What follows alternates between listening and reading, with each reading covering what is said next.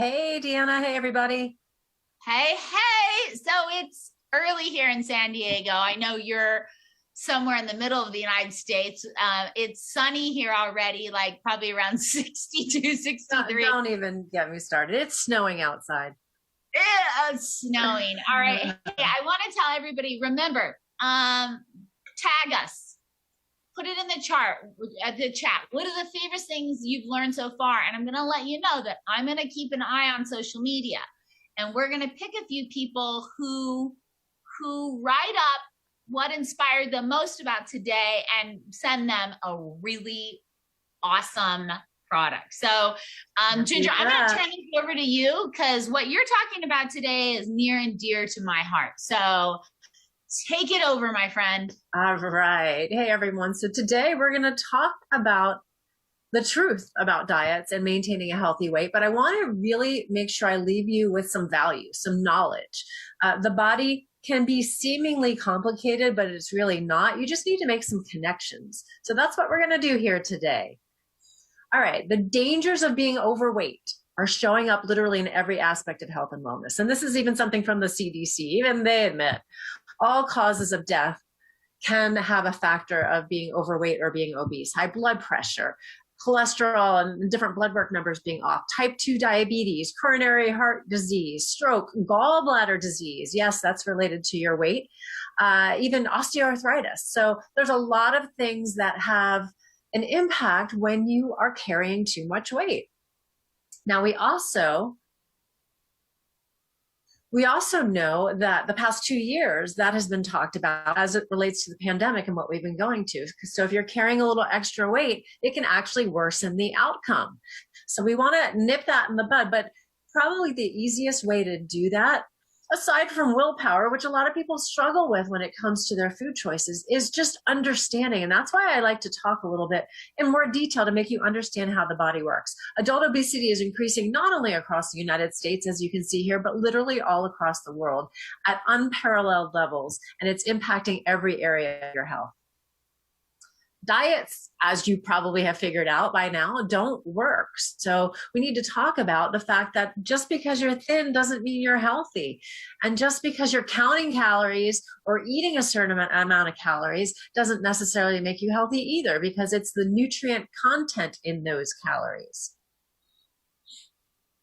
So let's get down to the nitty gritty. Do you agree that these 5 things listed here can impact your weight? So cravings for sugar and carbs, right? Your blood sugar levels. Can that impact weight? And if so, type it in the chat box for me. How about toxins? Toxins, how do toxins impact your weight? Well, just real quickly, if you think of your fat cells as suitcases and they're holding on to the fatty acids, but the toxins that your body doesn't readily eliminate, did you know they get stored in your body's fat cells? Yeah, so your fat cells can get stuffed with toxins, thus impacting your weight. Your energy levels obviously can impact your weight because you're not out and about and moving. And your sleep patterns. If you have good sleep, that's great. But if you don't, that's definitely going to impact your weight. We're going to talk about that, as well as stress. Are you stressed? Have you been stressed? That definitely is going to impact your weight in more ways than one, some of which are probably actually going to be very surprising to you. All right, I'm just trying to change the slide here. Hang on one sec. There we go. Okay, here's a question, and put your answer in the chat box. What do you think is the biggest variable when it comes to achieving your perfect weight? So write that in the chat box, and I'll tell you my answer to the question. Yours might be different, but we're going to talk about mine here today. And that is hormone balance. Yes, you probably never really had a conversation about all the different hormones in your body and how they impact not only your general health, but your weight. So we're going to do that here today. We're not going to make it complicated though. Okay, we're going to talk about hormone balance as it relates to all of these things that we've just touched on. Let's talk about your sugar, your carbohydrate cravings, and what that does to your body. Have you heard about the hormone insulin? It's probably recognizable as it relates to diabetics, right? Certainly diabetics know what that hormone is, but we all need to understand just very simply that every time you eat, your body spikes insulin to basically go grab that glucose and store it. But if you're eating sugars and carbs, your blood sugar, right, is going to spike even higher. And if you're eating all throughout the day and constantly spiking your blood sugar, especially if it's unhealthy types of foods, your insulin, which is, just consider that your fat storage hormone, is out and about all day long, and you're not going to lose weight. So we need to get control of your sugar and carb cravings to control your insulin. All right, thyroid. Thyroid is a gland that sits in your neck. We'll show a picture of that.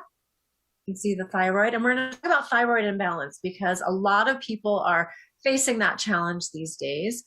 But we need to just understand a few things. So your thyroid gland, there's several thyroid hormones. We're only going to talk about 2 here today. We're going to talk about T4, which is the inactive form, and T3, which is the active form. So your body does no good if there's just T4 floating around. You have to have that T3, the active form, to enable for it to do its job.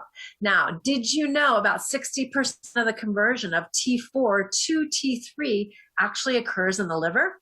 Yes, T4 gets sent to the liver, and one of the iodide molecules gets cleaved off, so it goes from 4 to 3, and it becomes the active form. But you must have a healthy liver in order to have a healthy, properly functioning thyroid. So how can we get a healthy liver and how can we contribute to a healthy thyroid? Did you know cruciferous vegetables? So that is your broccoli, your kale, your Brussels sprouts, all those things that you're eating a lot of every day, right? Or you might be taking a greens powder that has them all in there for you. Cruciferous vegetables contain DIM. DIM stands for diindolylmethane, and it's a really great way to cleanse the liver because DIM literally cleanses the liver. So a less congested liver can actually allow that T4 to convert into T3, right? And there's a healthy functioning thyroid.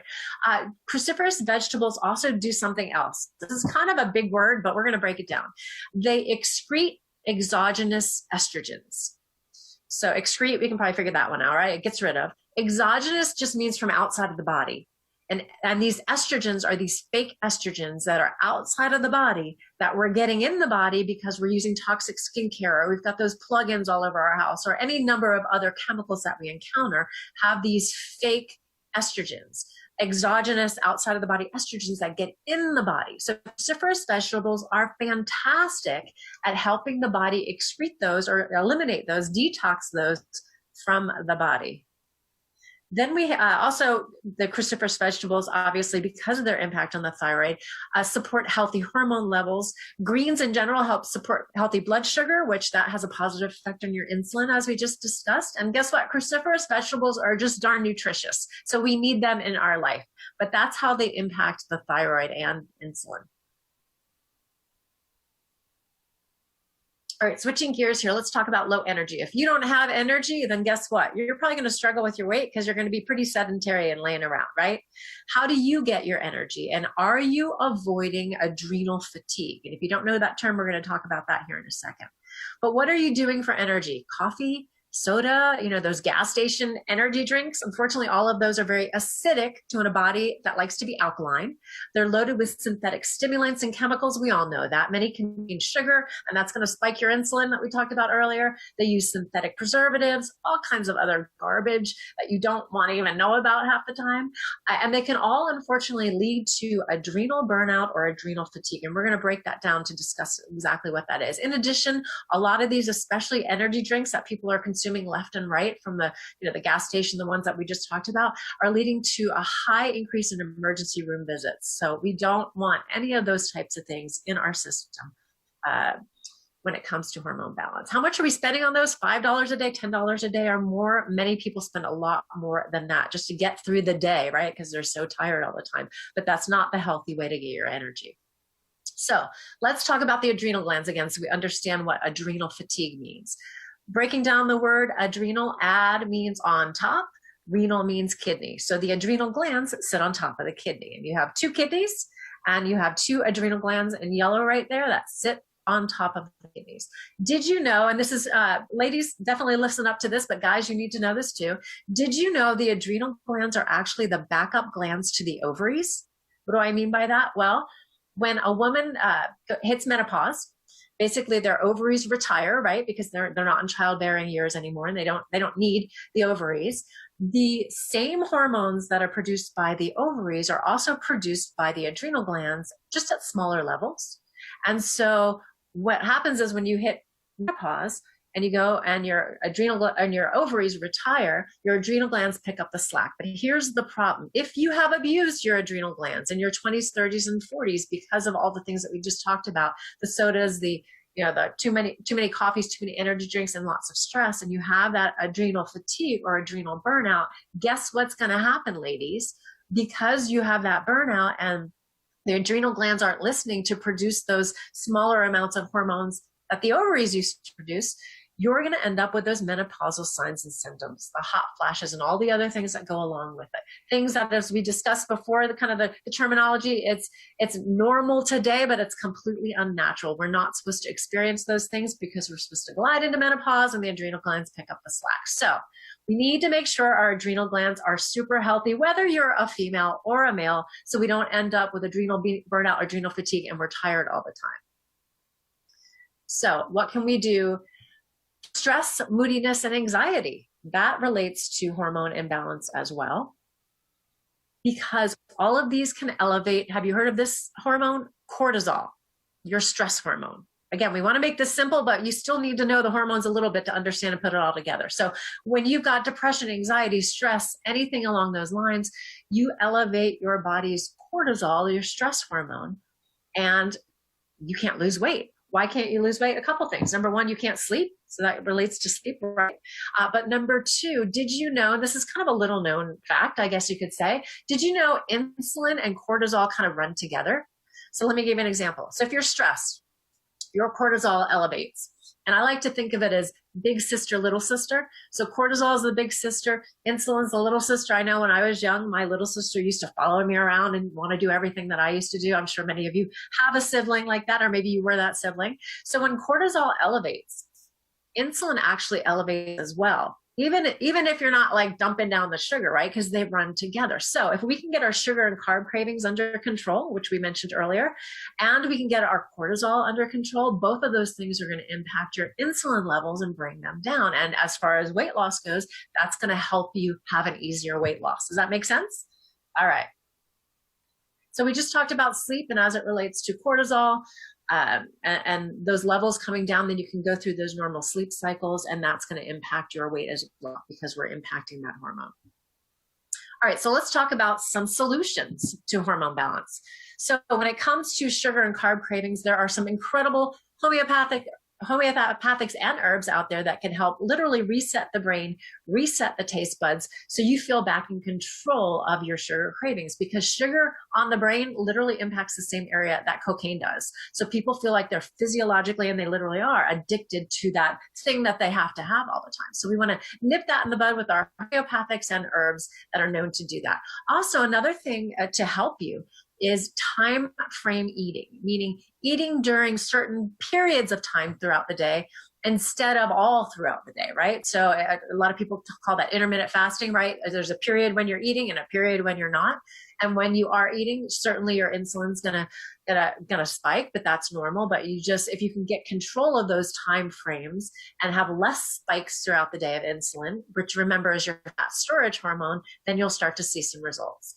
As far as the thyroid goes, there's incredible homeopathics to help balance and support a healthy thyroid. Remember, we talked about making sure we have a clean liver, right? And those cruciferous vegetables with the DIM are fantastic at doing that. And you know what? Just clean up your overall lifestyle, because that'll impact not only the thyroid, but all the other things that we're talking about here today. Energy, if you've got some good sublingual methylated B12, I tell you what, B12, most people are deficient in their B vitamins, especially if you're a sugar or carb addict. They basically get used up or destroyed, so you probably don't have what you need. And B12 under the tongue will give you some nice energy, as well as you want to make sure to focus on clean energy sources, right? Not the ones that we mentioned earlier, but there's some great ones out there that actually also have immune boosting properties as well. And you know what? For energy, eat real food, right? Good nutrition will just give you energy on its own. So I'm sure you're probably aware of that. If you've eaten a poor diet versus a healthy diet, you can tell a difference in your energy. That's one of the first things that people notice. All right. Then we want to talk about stress, moodiness, anxiety, depression, anything in that realm. An herb called ashwagandha is a fantastic herb. It's known as an adaptogenic herb. It helps the body adapt to stress. So there's definitely some tools that can help kind of move you in the right direction. And exercise as well. Exercise releases endorphins and other things in the body that just make you feel good. So get a regular exercise program, or even just get out and walk and you'll feel a difference in how you feel. As far as sleep goes, you want to decrease stress, right? That'll help you sleep. The ashwagandha can certainly help with that, as well as exercise. And as far as toxins, eliminating toxins to help with your hormone balance. First of all, stop using plastic, stop microwaving in plastic, get rid of it altogether. Another thing is use clean skincare. Ladies, you would be shocked at all the toxins, the hormone disrupting toxins that are found in our skincare products that we use, certainly growing up. But today there are choices out there for you. We can definitely share those with you. So whoever invited you to this, we've got a lot of answers for you. Body care products as well, your shampoo, conditioner, all of those things. If you just look for companies that care about ingredients and don't use those toxic hormone disrupting ingredients, then you'll be good to go on that. You can also use aids to help pull toxins from your body. I know when I taught at the Healing Center, we used to use ingredients like zeolite, activated charcoal, spirulina, chlorella. These are known detoxifiers that literally act kind of like a magnet and attack the opposite charge of the toxin and pull it from the body. So there are a lot of things that you have control over.